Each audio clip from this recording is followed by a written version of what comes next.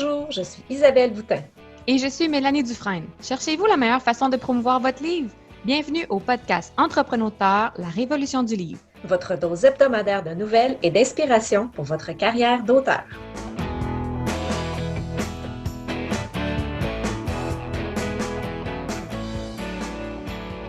Bienvenue à l'épisode 16. Bonjour Isabelle, comment vas-tu? Salut, ça va très bien, toi? Ça va bien, il fait beau. Oui. On est en train de préparer le jardin en arrière, c'est merveilleux. La chaleur s'en vient, soyons, même si ce matin il faisait très, très, très froid, mais les légumes vont s'en venir dans plusieurs semaines encore. C'est encore loin. Hein? Mes semis vont bien. Là. Je me suis installée, je me suis équipée pour la première année là, une lampe dans le salon avec le petit kit. Là, donc, pour l'instant, ça va bien, ça pousse. J'ai espoir. Super. Puis côté projet d'écriture, comment ça s'est passé cette semaine? Ça va bien. C'est chargé, par contre, parce que là, je travaille sur la traduction de ma série Dominique's Camp en anglais. Donc, ma série de science-fiction. Il faut dire que je suis bilingue, presque parfaitement. Donc c'est pour ça que j'ai entrepris ça un peu solo pour l'instant. Là, je vais probablement demander de l'aide pour la toute fin. Mais sinon, là, je fais le gros du travail par moi-même. Donc, j'ai utilisé une intelligence artificielle pour faire la première traduction, le premier jet. Puis là, je suis en train de repasser parce qu'évidemment, il y a comme des petites erreurs. Des fois, comme la tour, donc qui est un édifice, a été traduit par trick, qui est un tour. Donc, tu sais, il y a des petits glitches comme ça qu'il faut corriger. Puis, donc, c'est plus long que de réviser. Tu sais, disons que je réviserais mon manuscrit à moi en français. Je suis capable de faire à peu près 15 pages en 1 heure. Bien là, je suis plus de l'ordre de 6 à 10 pages de l'heure. Donc, c'est un peu plus laborieux. Mais je pense que le résultat est quand même très bon. Là. J'ai hâte de voir là, les commentaires des réviseurs et des bêta-lecteurs qui vais éventuellement recruter. Puis sinon, j'ai commencé mes campagnes de pub Facebook. Donc, la semaine passée, je parlais que j'ai suivi un atelier. Oui. Puis là, je mets en application ce que j'ai appris. Puis, donc ça fait juste 24 heures là, que les campagnes roulent parce qu'il faut penser qu'il y a un temps pour où est-ce que les campagnes sont en révision par la plateforme. Là. Donc, ça fait 24 heures que ça roule. Puis, pour l'instant, j'ai un bel engagement. J'ai des j'aime, des partages, quelques commentaires. Donc, puis là, ben, c'est amusant là, de voir justement... j'ai utilisé l'option contenu créatif, donc ce qui me permet de mettre plusieurs images, mais pas en carrousel. Donc, j'ai mis 3, 4, 5 images par campagne de pub, puis c'est Facebook qui décide quelle image montrer à qui. OK. Donc, selon la propension d'une personne à cliquer sur des images plus bleues, plus jaunes, plus sombres, plus claires. Donc là, c'est le fun de voir là, qu'est-ce qui sort, quelles images ont plus de succès. Ben puis, oui. c'est très, très différent. Là, j'ai 4 campagnes, là, puis c'est pas les mêmes images ou les mêmes choses. Là. En tout cas, on pourra éventuellement faire un topo de la situation, là, mais c'est assez intriguant à regarder évoluer. Et toi? Ah, ben moi, on poursuit le grand lancement du recueil.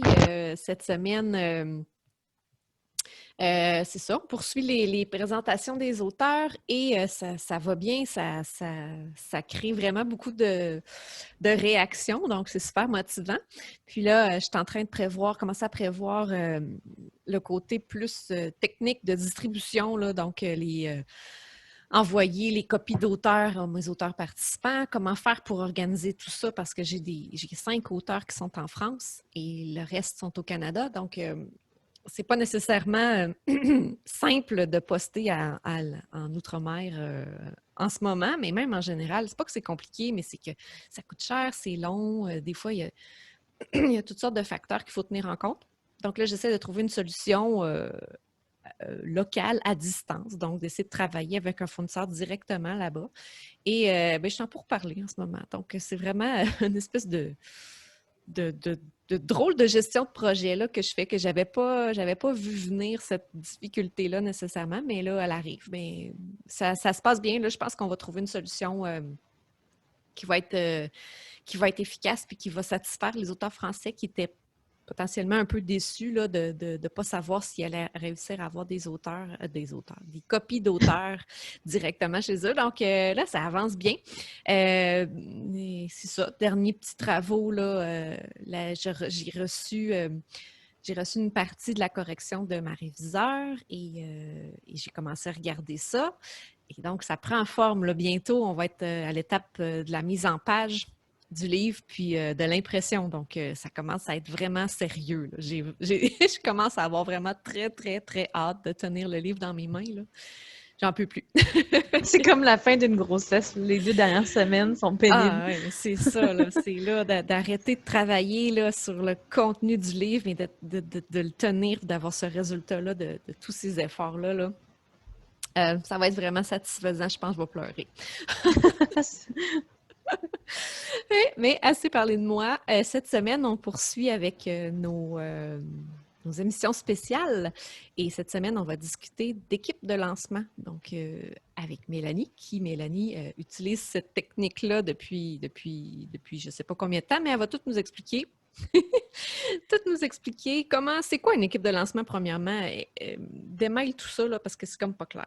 Ouais. Depuis quand, j'essayais de réfléchir pendant que tu le disais, je me souviens pas à quel moment j'ai commencé à l'utiliser. Je sais qu'au début, non. Au début, j'avais pas assez de gens autour de moi pour en recruter une, mais par contre, ça s'est fait au fil du temps. Les équipes de lancement, c'est quelque chose qu'on voit dans le milieu traditionnel. Donc, ça ne date pas d'hier. Souvent, c'est l'éditeur qui va l'organiser pour l'auteur. Généralement, dans le cas des auteurs les plus populaires, là, c'est peut-être pas nécessairement quelque chose qui se fait pour tous les auteurs dans toutes les maisons. Mais donc, souvent, l'éditeur va organiser des envois du livre auprès des bibliothèques, des librairies, des chroniqueurs, mais aussi des lecteurs, des influenceurs. Au jour d'aujourd'hui, on les appelle des influenceurs. Donc, la maison d'édition fait des envois de masse. Donc, on peut parler de centaines, voire de milliers de copies qui sont envoyées un petit peu avant le lancement pour qu'au jour du lancement, il y ait des chroniques partout. Donc, dans les médias papier, dans les médias en ligne, que sur les blogs littéraires, sur les sites, les vitrines comme Goodreads ou en français, il y a Babelio et Booknode. Donc, le but étant de recruter le plus de gens possible qui se font offrir le livre gratuitement en échange de participer à l'effort de promotion et de visibilité. Donc l'objectif, c'est vraiment de faire du bouche à oreille stimulé un peu artificiellement, mais qui éventuellement reste quand même la publicité la plus efficace et la plus honnête parce que les gens vont donner leur ressenti de leur lecture, la partager, puis faire fonctionner la machine. Oui, dès le jour du lancement, on peut voir apparaître tranquillement, pas vite, sur les différentes plateformes des avis étoilés. Oui, c'est ça, parce que la preuve sociale, donc l'approbation par les pairs, reste une des plus grosses influences au niveau de l'achat. Donc, de voir que les autres lecteurs ont apprécié leur lecture.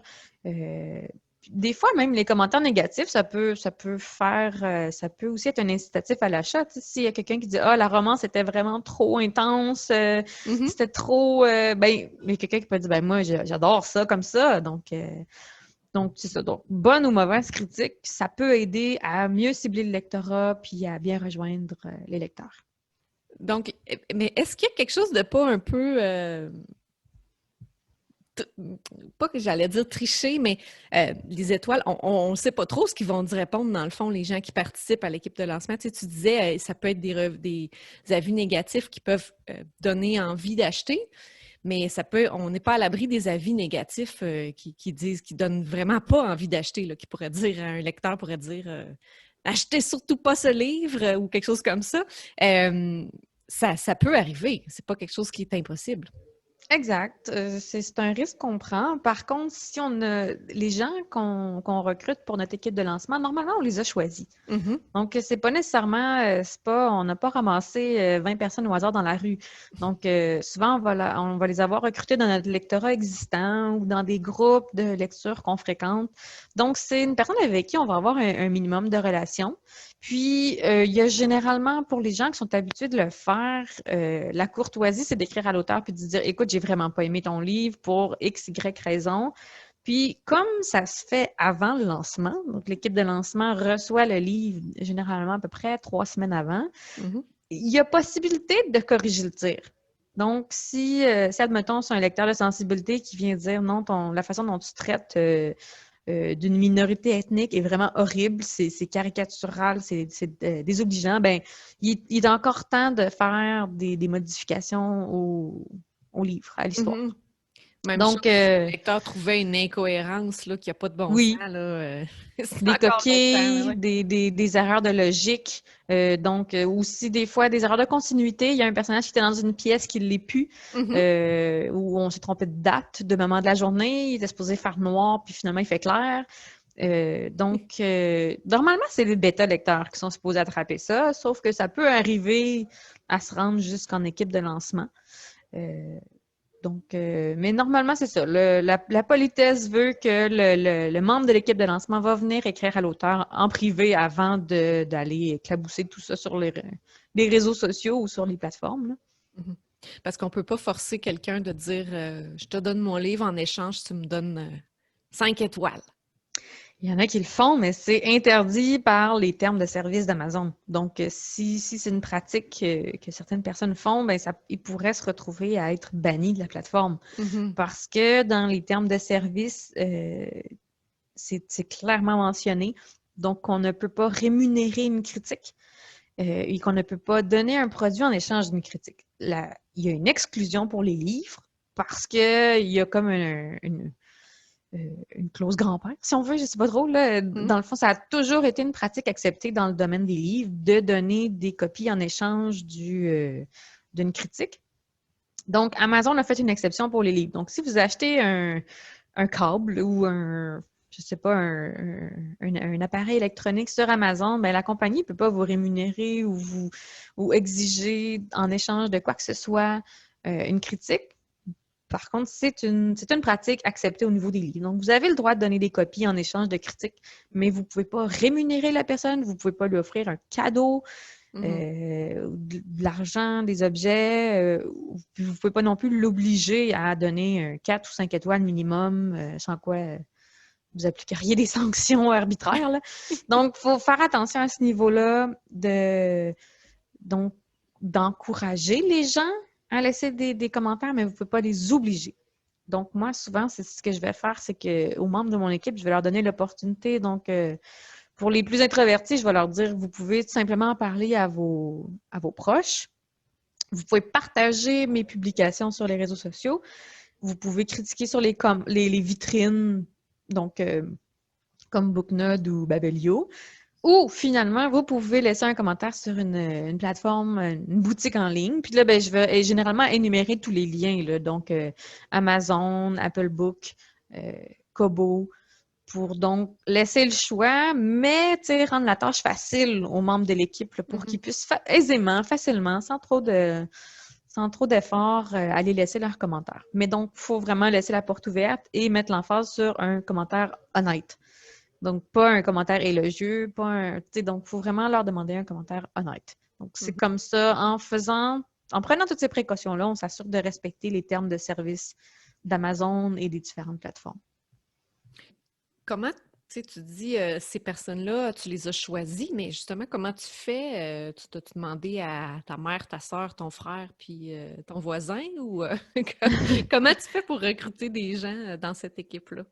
Au début, c'était juste mes lectrices bêta qui participaient donc au lancement. Là, mes premiers lancements, c'était vraiment juste elles qui faisaient ça. Par contre, au fur et à mesure que le temps avançait, ça a été les membres de mon infolette, donc que je recrute pour participer à mon équipe de lancement. Donc, Je pense que c'est, en tout cas, mon dernier gros effort de recrutement, ça a été quand j'ai voulu lancer la série Windigo. Donc, à ce moment-là, j'avais déjà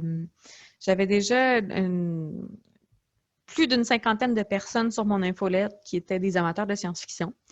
J'ai proposé ma nouvelle gratuite dans mon aimant lecteur. Je l'ai proposée dans différents groupes de lecteurs, malgré le fait que j'avais pas de roman de sortie pour l'instant. Donc, ça m'a valu peut-être un autre, je sais pas, 20-30 inscriptions. Puis, de ces gens-là, ben là, j'ai offert l'opportunité. J'ai dit, écoutez, si vous voulez lire le roman gratuitement, embarquez dans l'équipe de lancement.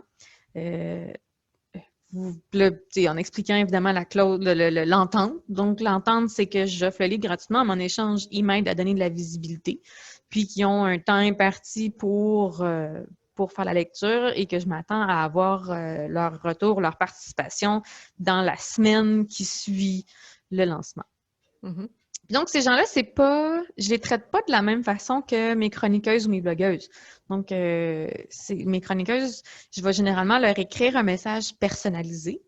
Donc, une par une, je les contacte, puis je leur demande comment ça va. Je leur parle du dernier article que j'ai lu sur leur blog, puis que c'est très intéressant, peu importe. Par contre, les membres de l'équipe de lancement, ben eux, je leur envoie un message générique à tout le monde en même temps. Donc, ils ont été identifiés, c'est un segment de mon infolette qui ont l'étiquette équipe de lancement. Puis, je leur écris un message donc à tous. Donc, que j'en ai, peu importe le nombre de membres que j'ai, ben ça me prend le même temps d'en gérer 4 ou d'en gérer 20. Là. Donc, tu leur envoies une invitation à participer au prochain lancement. Oui, c'est ça. Ben, dans le fond, le conseil que j'ai eu et qui s'est avéré vrai, c'est de leur donner un minimum de travail à faire. Donc, pour s'inscrire à l'équipe de lancement, il faut leur faire remplir un formulaire ou leur faire cliquer, plus que cliquer quelque part ou de répondre à un message genre oui, je veux. Donc, pour s'assurer que la personne qui embarque, elle est vraiment motivée. Elle a le désir de faire ce qu'il faut pour la suite. Parce que si c'est trop facile de s'inscrire à l'équipe de lancement, on va se retrouver avec des gens qui, au final, ne sont pas si sérieux, puis qui vont lire le livre ou de pas, carrément, ils vont recevoir le fichier et ils ne l'auront pas. Puis, ben, nos efforts auront été un peu un coup d'épée dans l'eau. Donc, le mieux que j'ai trouvé, c'est de leur faire remplir un court formulaire. On peut utiliser un Google Form avec, tu leur demandes de remplir leur nom, leur adresse courriel, leur format préféré. Est-ce qu'ils ont déjà lu un livre que j'ai écrit? Est-ce que, deux, trois petites questions. Là, puis, donc, un coup qu'ils ont écrit, ben là, je leur réponds pour les remercier de leur inscription. Donc, déjà, ça met les bases de notre relation. Là. Il a fallu qu'ils travaillent un peu, puis c'est correct. En effet, ils vont avoir mon livre gratuitement, mon ou mes livres gratuitement. Donc, ils ont eu un effort minimum à fournir. Ça m'assure de leur sérieux. Ils comprennent un peu mieux la démarche aussi, parce qu'ils n'ont pas juste eu à cliquer sur un bouton puis oublier la suite. Donc, c'est ça. À partir du moment où ils ont rempli le formulaire, ben là, je vais les contacter entre 3 et 4 semaines avant le lancement suivant, en leur disant « Êtes-vous toujours partant? Est-ce que ça marche? » Puis, donc, c'est ça. Un peu plus tard, ben, je leur envoie « Voici les fichiers. » Puis, un petit rappel. Toujours, je leur rafraîchis toujours la mémoire. Là. Voici ce que je m'attends de vous. Voici l'entente qu'on a. Voici les prochaines dates à respecter. Après ça, je leur fais un petit rappel là, dans la semaine avant le lancement. Puis, une semaine après le lancement, ben là, je m'assure toujours de les remercier, évidemment. Puis, il y en a qui vont m'écrire directement pour me dire « Ah, mais merci. Voici les démarches que j'ai faites pour aider à ta visibilité. » Puis, il y en a d'autres, ben, je le découvre un peu au hasard là, en fouillant sur les vitrines ou en regardant là, ma page de vente Amazon. Donc c'est ça. Fait que je m'assure toujours de les remercier au bout d'une semaine, puis leur dire « Ben, grâce à vous, le livre a performé, vendu X nombre de copies. Merci de participer au succès, puis à la prochaine. » Donc, pour la série Windigo, j'ai recruté au tout début de la série, puis je n'ai pas recruté en cours de route. Il y a des gens qui se sont ajoutés en cours de route plus ou moins par hasard. C'est des lecteurs avec qui j'ai développé des relations un peu plus étroites, puis à qui j'ai proposé d'embarquer. Donc, il y en a eu 2. Donc c'est ça, l'équipe est passée de 4 à 3 à 6, donc ça a un peu bougé. Fait que c'est pas une très grosse équipe. Mais là, tu vois, pour mon projet de l'automne prochain, ben là, je vais recruter une nouvelle équipe de lancement. Donc, partir à neuf, là, proposer à ceux qui l'étaient déjà, évidemment, mais partir en neuf là, pour offrir la possibilité à tous les lecteurs qui ont rejoint mon infolette depuis dans la dernière année. Puis, est-ce que de ton équipe, tu dis, bon, une équipe de 6 environ, est-ce que c'est tout le monde qui répond aux attentes ou il y en a que tu sais qui ont lu le livre, mais que, mettons, ils n'ont peut-être pas laissé de commentaires ou qui n'ont pas partagé ou quoi que ce soit? Est-ce que c'est déjà arrivé? Mais il y en a une qui s'est inscrite, qui a reçu le fichier, puis qui s'est désinscrit de mon infolette complètement. Donc, il a disparu dans le soleil couchant. Fait que c'est sûr que ça a été un peu... ça m'a un peu dérangée, mais bon, j'ai pas de contrôle là-dessus. Mais ensuite de ça, sinon, il y en a qui sont peut-être plus longs à répondre, mais je pense que c'est plus lié à leur style de vie, donc ils prennent pas leur courriel à tous les jours. Par contre, ils répondent, ils finissent éventuellement par répondre, puis par participer. Donc, il y en a qui m'écrivent vraiment juste pour me donner leur feedback personnellement, qui me corrigent quelques coquilles, puis je suis pas sûre qu'ils font vraiment un effort promotionnel. Mais du fait où ils me donnent des coquilles, ben, je leur pardonne. Oui. Mais sinon, tous les autres participent. Je vois des commentaires, je vois des partages, je vois des retours. Donc, c'est sûr que c'est une petite équipe, c'est facile à gérer, c'est à petite échelle. Si j'avais une grosse équipe, je sais pas. Je sais qu'il y en a qui exigent justement que les membres de l'équipe envoient une capture d'écran de leurs commentaires, puis que si c'est pas fait, ben là, ils vont les supprimer de la liste pour le prochain lancement. Mais d'un autre côté, même si je donnais 100 copies de mon livre, 200 copies de mon livre, le lectorat compte des milliers et des milliers de lecteurs, c'est pas des millions, là.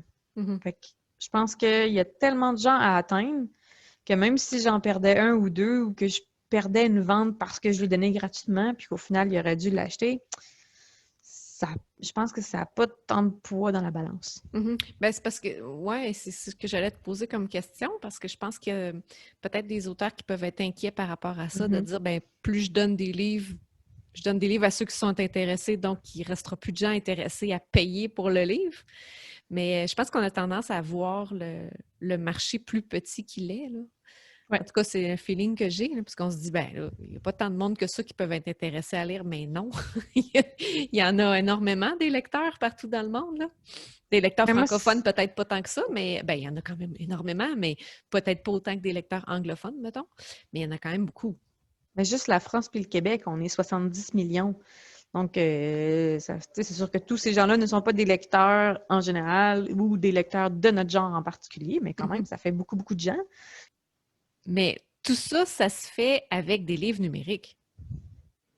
Ça peut se faire papier. Okay. Ça peut se faire papier, mais c'est coûteux, là. Oui, ben donc, c'est ça. Moi, personnellement, on oublie le projet, là. Mon équipe de lancement est vraiment uniquement au format numérique parce que j'ai pas le budget pour l'instant. C'est sûr qu'éventuellement, oui, j'aimerais ça peut-être rejoindre les gens qui demandent, qui exigent les formats papier parce que souvent, ça va être les chroniqueurs, les chroniqueuses qui ont des plus grosses plateformes, donc plus d'abonnés, donc qui ont plus de visibilité. Mais je sais qu'il y a aussi, j'ai déjà vu des témoignages d'auteurs donc, qui disaient qu'ils avaient envoyé, je ne sais pas, 15-20 copies papier, puis qu'au final, il y en avait juste 5 qui avaient répondu, qui avaient publié des chroniques, puis même, on parle de ça un an plus tard.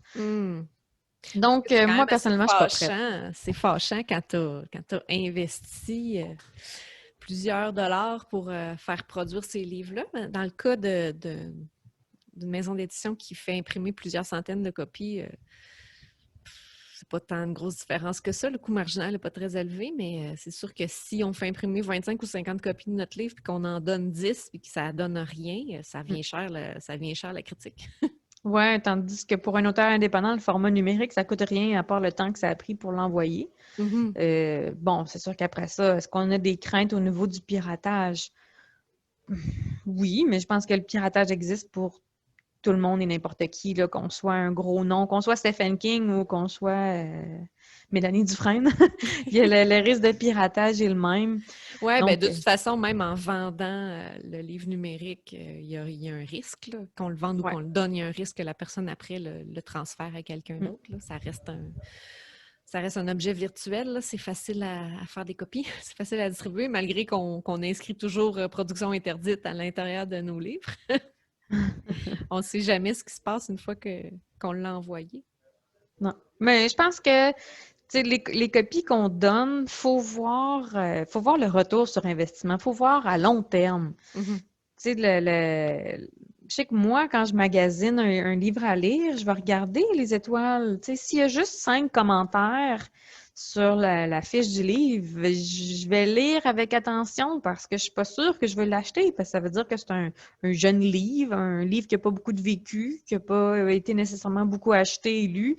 Donc, est-ce que c'est signe qu'il est mauvais ou c'est juste signe que c'est vraiment un nouveau livre? Mhm. Tandis que si je vois un livre qui a entre 50 et 400 critiques, ben là, je sais, puis que la moyenne des étoiles sont dans le 4 ou 5 étoiles, tu sais, qu'il y a 75% de 4 et 5 étoiles, bien, je sais que c'est une valeur sûre. Mhm. Que peut-être, ça ne veut pas dire qu'il va me plaire, mais ça veut dire que c'est quand même une bonne qualité d'ouvrage. Ouais, Donc, c'est là que nos membres de l'équipe de lancement, ils viennent mettre le ton aussi.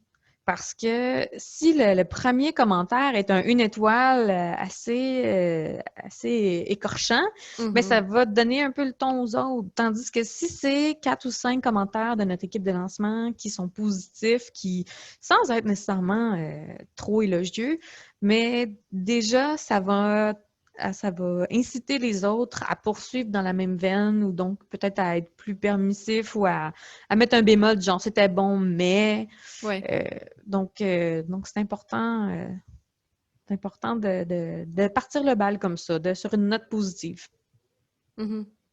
Oui, mais comme tu dis, puis rendu là, une fois que ça c'est fait, on n'a pas non plus d'impact sur ce que le lecteur final va en penser. Tu sais, même des fois, nous, on lit des livres, là, en tout cas, moi, ça m'arrive, des fois, je lis des livres qui ont des critiques tellement élogieuses, là, des 4-5 étoiles, des chefs-d'œuvre, puis moi, je le lis, ça fait pouet, pouet, pouet. C'est pour ça qu'il faut demander une critique honnête. Oui, puis c'est je ça. le dis souvent à mes lecteurs et aux membres de mon équipe, je veux pas un essai en 4 paragraphes, là, je veux pas 4 pages d'analyse.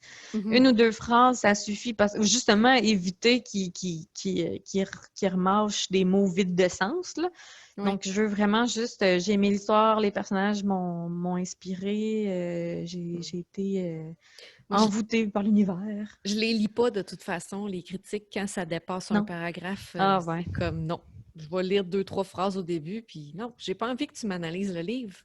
J'ai envie que tu Non. me dises qu'est-ce qui en est ressorti. J'ai pas envie non plus que tu me copies le résumé ou que tu me racontes l'histoire. C'est pas ça, une critique. Une critique, c'est...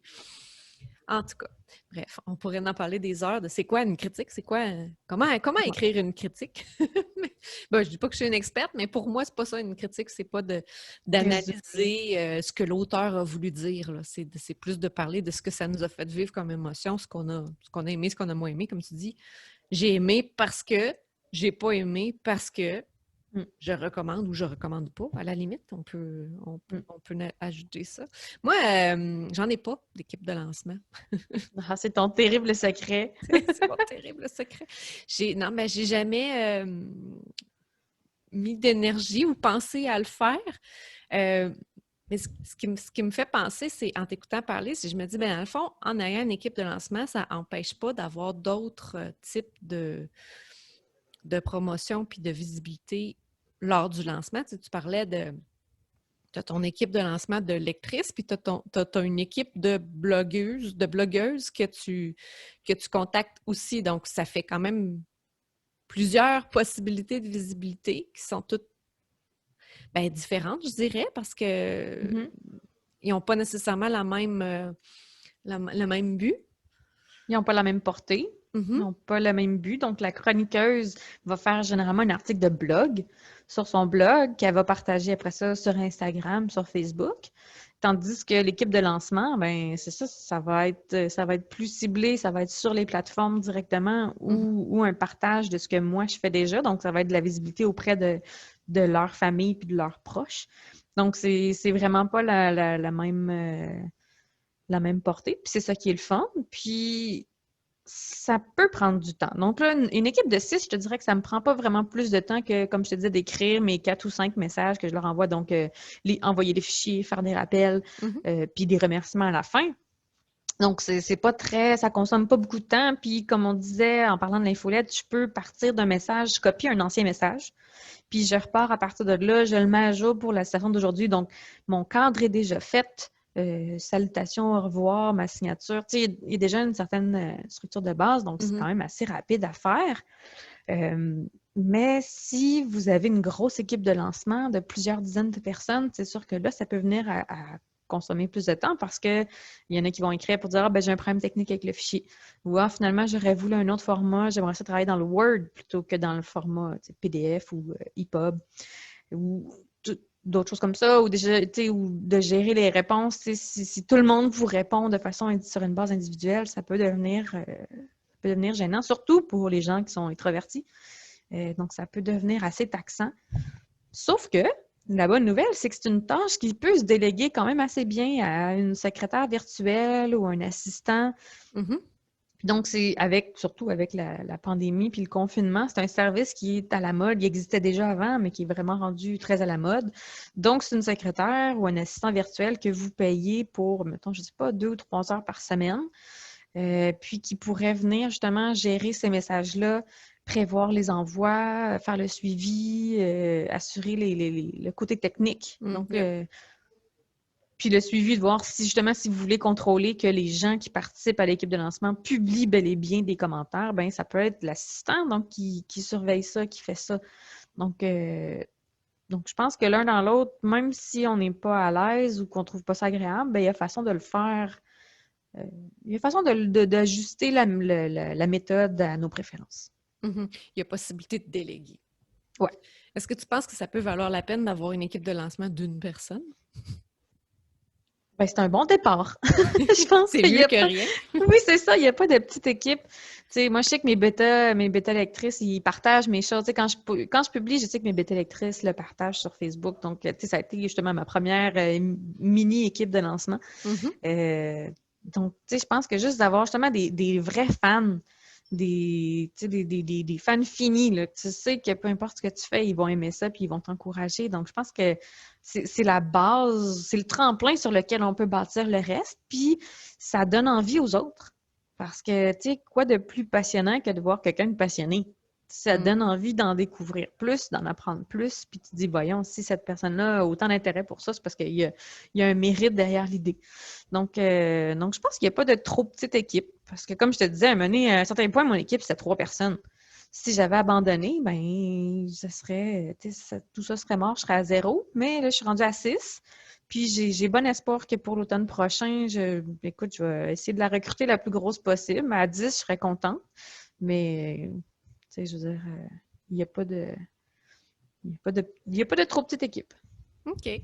Ben, en tout cas, il n'y a pas de raison, dans le fond, de ne pas essayer de recruter une équipe de lancement. Parce qu'on pourrait se dire, ça n'intéressera pas les gens sur mon infolette, par exemple, ou ça n'intéressera pas les gens qui me suivent sur les réseaux sociaux pour ceux qui n'ont pas d'infolette. Mais dans le fond, quand même que ça ne les intéresserait pas, il n'y a pas vraiment de risque à essayer, puis à l'offrir, puis à voir ce que ça donne. Exact. Puis un livre gratuit, c'est quand même assez déjà intéressant, là. Je veux dire, les gens vont quand même venir voir, là. Parce que les gros lecteurs, j'aime pas le mot gros, là, mais les lecteurs voraces, ça finit par coûter cher, là. Puis c'est pour ça, éventuellement, qu'on prend des abonnements comme Kobo Plus ou Kindle Unlimited. C'est parce que notre budget éclate. Donc, de se faire offrir un livre gratuit, puis un lecteur vorace, c'est probablement déjà quelqu'un qui partage ses retours de lecture. Ou sinon, ça va lui prendre que quelques minutes de plus. Donc le saut n'est pas très gros à faire. Donc, je pense que les lecteurs voraces, c'est particulièrement eux qu'on veut parce qu'ils ont lu énormément dans notre genre littéraire. Ils ont une bonne compréhension des attentes, des clichés, des standards, de ce qui a été fait, ce qui n'a jamais été fait.